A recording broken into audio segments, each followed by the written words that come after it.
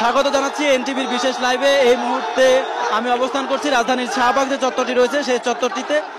বেলা একটার পরে এই মোড়টি আন্দোলনকারী ছাত্র জনতার দখলে চলে যায় এবং এখানে আইন শৃঙ্খলা রক্ষাকারী বাহিনী সহ সামরিক বাহিনীর সদস্যদের বিশাল একটা উপস্থিতি ছিল। বেলা একটার পরে সায়েন্স ল্যাবের যে রাস্তাটি রয়েছে সেই রাস্তাটি এবং মৎস্য ভবনের যে রাস্তাটি রয়েছে সেই রাস্তা, এই দুই দিকের রাস্তা থেকে কয়েক হাজার ছাত্র জনতার মিছিল এখানে এসে পৌঁছায়। তখন সেনাবাহিনীর সদস্যদেরকে ফুল দিয়ে আন্দোলনকারীরা এই যে মোড়টি আছে সেই মোড়টিতে অবস্থান নেয়।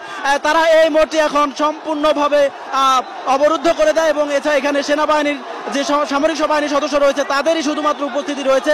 তারা আন্দোলনকারীদের নিবৃত্ত করার চেষ্টা করছে। এখানে আইন শৃঙ্খলা রক্ষাকারী বাহিনী পুলিশের যে সদস্যদের উপস্থিতি ছিল তারা এখন শাহবাগের যে থানা রয়েছে সেই থানার ভেতরে অবস্থান নিয়েছে। তারা আজকে আইন শৃঙ্খলা রক্ষাকারী বাহিনীর যে এখানে অবস্থানটি ছিল সেই অবস্থানটি এখন এই মুহূর্তে আর নেই।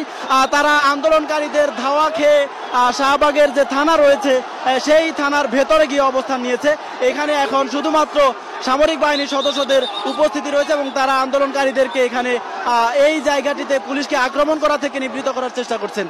এখানে বেলা একটার পর থেকে আন্দোলনকারী ছাত্র জনতার যে মিছিল, আন্দোলনকারী ছাত্র জনতার যে স্রোত, সেই স্রোতটি শাহবাগের যে মূল চত্বর, শাহবাগের যে মোড়, সেই মোড়ে এসে অবস্থান নেয়। আন্দোলনকারী ছাত্র জনতা বলছেন এখন তাদের যে এক দফা দাবি রয়েছে সেই এক দফা দাবি বাস্তবায়িত না হওয়া পর্যন্ত তারা যে তাদের রাজপথের যে দখল, রাজপথের যে অবস্থান, সেই অবস্থানটি ছেড়ে যাবে না। তারা বলছেন যে বর্তমান সরকার যেভাবে শিক্ষার্থীদের উপর নির্যাতন করেছে, বর্তমান সরকার যেভাবে শিক্ষার্থীদের উপর হামলা করেছে, তারা বলছেন এই সরকারের আর ক্ষমতায় থাকার কোনো যোগ্য